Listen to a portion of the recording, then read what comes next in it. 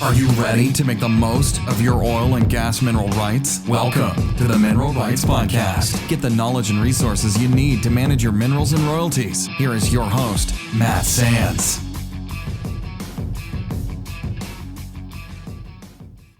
Hello and welcome to the Mineral Rights Podcast. I'm your host, Matt Sands, and I'm joined by my co-host, Justin Williams, and we're here to help you make the most of your minerals and royalties. And in this episode, we're going to talk about mineral rights news for May of 2025.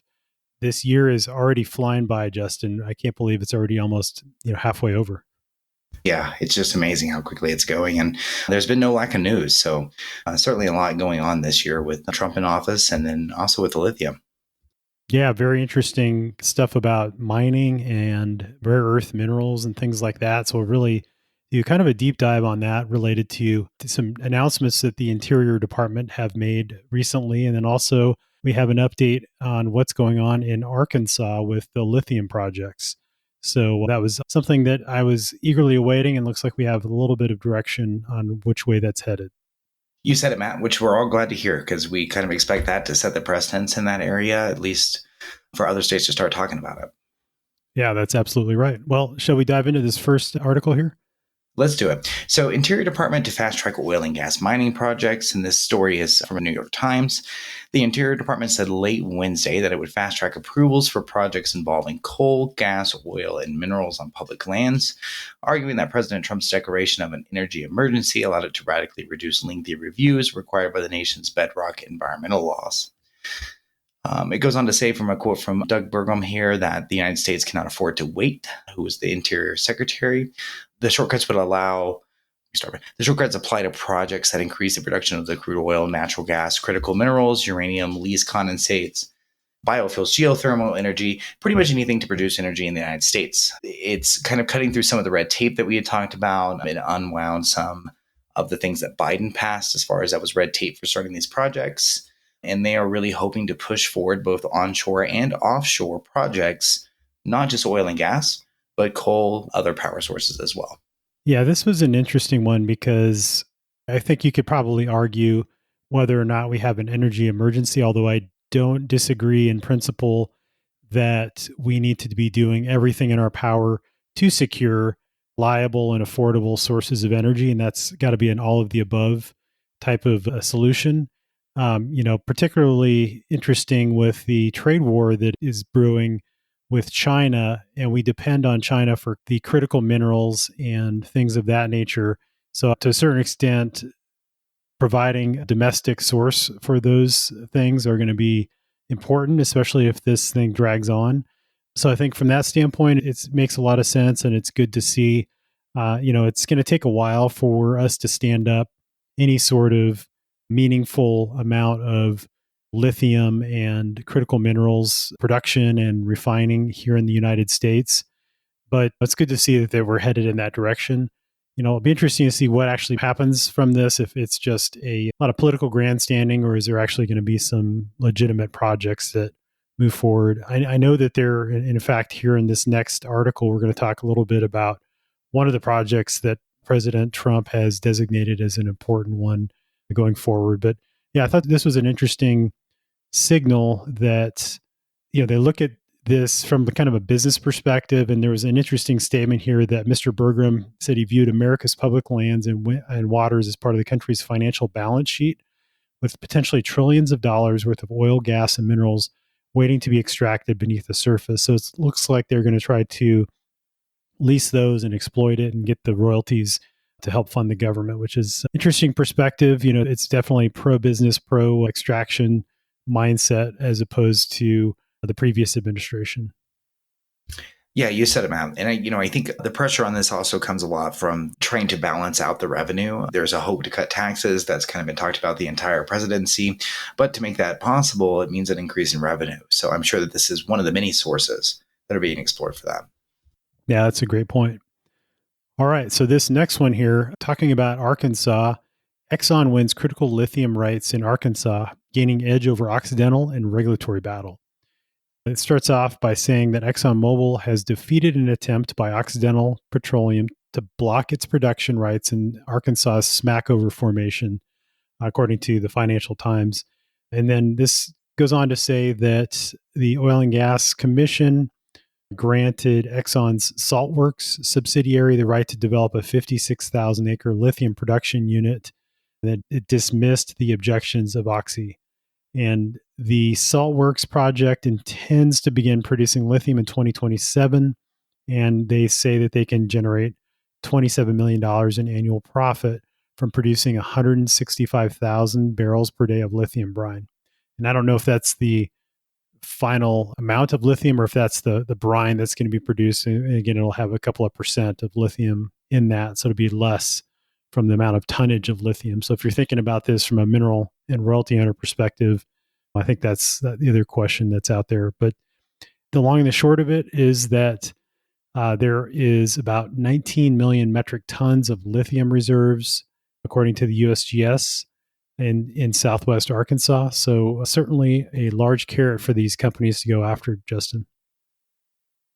Yeah, you said it, Matt. And one of the really interesting things I saw in this story was one that forecast to generate $27 million in annual profit from producing 165,000 barrels a day of lithium brine. And then also, I thought it was really interesting that in the article, it says still we're talking if commercially recoverable. So there's still a lot of question marks out there for what will this look like in 5 years? What will the production process from the brine be like? How economic is it? How well can it compete with the market's prices? Still a lot of question marks. Yeah, that's a great point. And this article kind of wraps up by mentioning that the Oil and Gas Commission also approved an application by Standard Lithium and Equinor to establish rival production unit in Southwest Arkansas. And that particular unit, I believe, is 20,000 plus acres in Columbia and Lafayette counties. And that is the project that the Trump administration has selected as one of the 10 critical minerals projects it would prioritize. So that was kind of tying it into that previous story. But this one's interesting because behind the scenes, actually, a friend of the show, Robert Reynolds, who's the president of the Southwest Arkansas Mineral Owners Association, they had provided some testimony on these applications because of the implications of determining that the Saltworks project was profitable.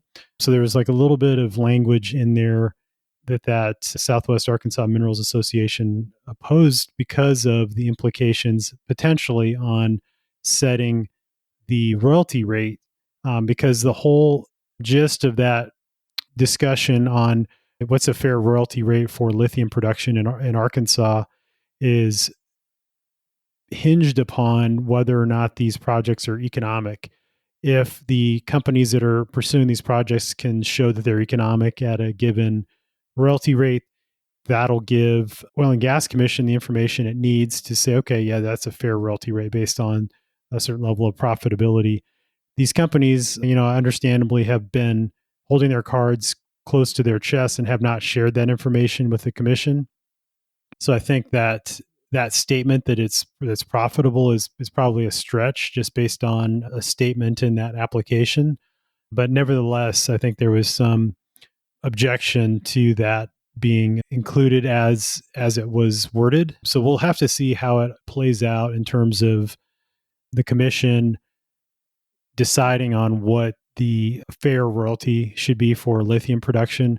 Again, everybody's eagerly waiting this because this will set somewhat of a precedent, not just for the rest of Arkansas, but then also for other parts of the country, more than likely. So, if it's set at something like 3% or 12.5%, like it is with oil and gas, that could be sort of a benchmark that is set. So it's going to be really interesting to see what the next steps are with the Arkansas Oil and Gas Commission and when they actually take that matter on and actually decide and approve what the royalty rate's going to be. I think that's probably going to be the next decision that's going to come up, but still no word on that royalty rate. You said it, Matt. And it makes a lot of sense from their end that they would want to see profitability numbers to see how this falls. But let's hope that there's a big push for transparency in this, because I think that's what will really matter today. Yeah, I think transparency is key. I think especially these projects being pilot projects, if they can demonstrate, hey, here's the assumptions that go into this, here's the royalty rate. coming up with something that's fair for mineral owners, but then also allows these companies to make money is going to be important. So more to come. You said it. Yeah. And in other states, we'll have to, there's been precedents set for wastewater and who owns that wastewater. So it'll be interesting to see how that kind of morphs, and maybe there's a give and a take. Maybe that royalty rate becomes kind of standard, or maybe states will compete. We'll see. Yeah. So our next one, Matt, is oil prices are set for another monthly dip. So the article goes on to say that crude oil prices extended their latest decline to date, looking set for a monthly drop that, according to Reuters, will be the deepest in 3 years. At the time of writing, Brent crude was trading at $63.46 a barrel, WTI at $59.68 a barrel. Since the start of the month, the benchmark has lost between 15 and 16%, the deepest dive since November of 2021. Trump's tariff offensive seems to be the chief reason for the price decline, with virtually every analyst and economist predicting global economic trouble because of the tariffs. The predictions actually affect oil prices negatively, but the effect has been reinforced by OPEC Plus's decision to roll back its production cuts by a larger amount than initially planned, deepening fears of oversupply. And Matt, we talked about this a little bit in our last, I don't know if it was news episode or when we did that, but this may be strategic by the Trump administration. This may be in an effort to try to make sure that Americans are paying less at the pump, but it's unclear just how much of this is intentional and if we're going to end up in an oversupply situation, but constantly changing at this point. Yeah, it's definitely been dynamic. And I think that, to your point, you'd hope that there's some level of a plan behind the actions taken by the current administration so that these price implications of the tariffs and things like that were baked into the decision. I guess one silver lining is that the input costs being lower, in other words, if energy costs are lower, that means the cost to produce goods is lower. So hopefully that will help offset some of the tariffs and kind of level the playing field for the US. But, certainly there is a lot of downward pressure on oil and gas prices right now, more so on oil. I think natural gas is still holding pretty strong.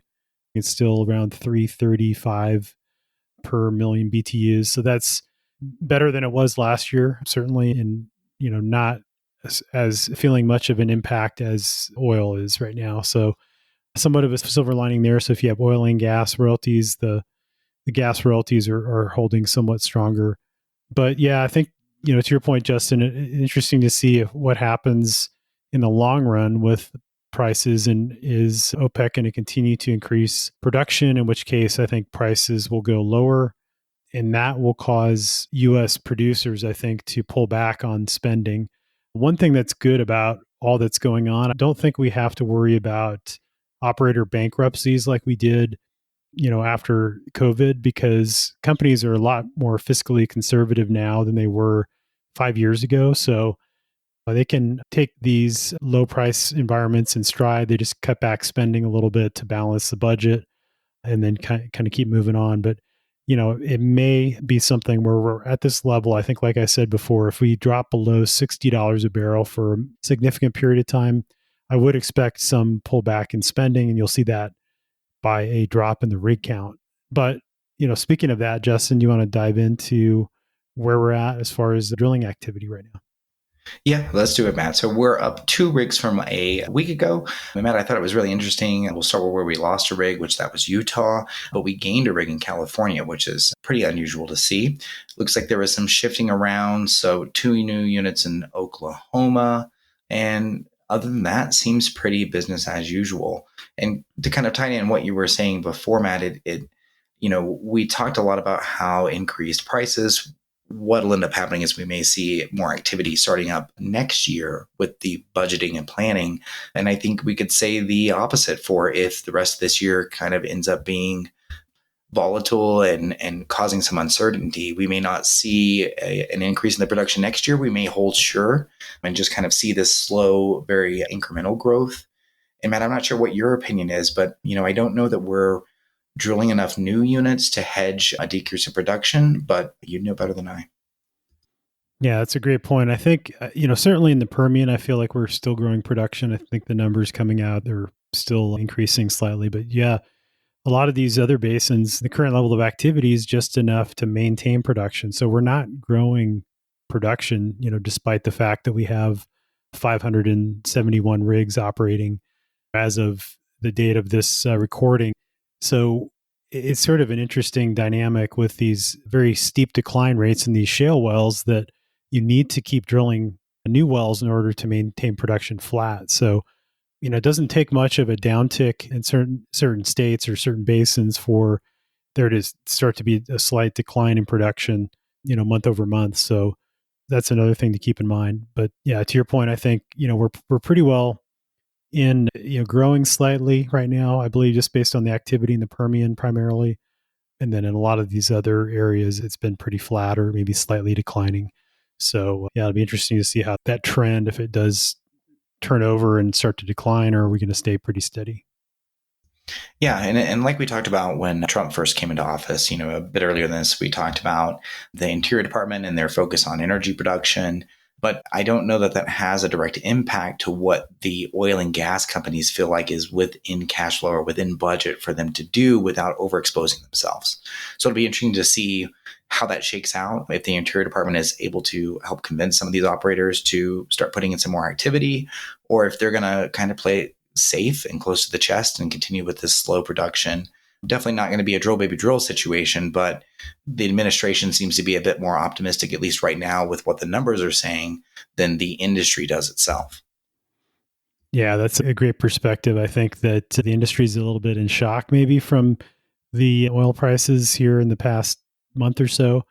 I think that going into the beginning of the year when Trump took office, it was very optimistic as far as the industry was concerned. But then now maybe they're starting to see the other side of the story as far as implications on the broader economy from tariffs and perhaps a slowdown in the prices. And the other element that we just don't know quite exactly what's going to happen is what Saudi Arabia and OPEC is doing. Are they planning for another price war like they did in 2020? Or is this just kind of part of a broader plan to keep prices a little bit lower than they have been? So, if they really start ramping up production, then I think then all bets are off as far as what oil prices will do. But yeah, hopefully it doesn't get to that point. You said it, Matt, and thank goodness natural gas is kind of holding consistent. That may be a saving grace here, at least for royalty owners. Yeah, absolutely. All right, well, that wraps up this month's news episode. Again, if you find an article you'd like us to cover on the show, you can email it to feedback@mineralrightspodcast.com. And as always, we'll put links in the show notes to all the articles we talked about today. Again, at mineralrightspodcast.com. Thanks again for listening. Thanks, Justin. Thanks, Matt. Thanks so much for listening to the Mineral Rights Podcast with your host, Matt Sands. Don't forget to subscribe and share at mineralrightspodcast.com. The Mineral Rights Podcast should not be construed as investment, legal, or tax advice. All information is believed to be from reliable sources. However, we make no representation as to its completeness or accuracy.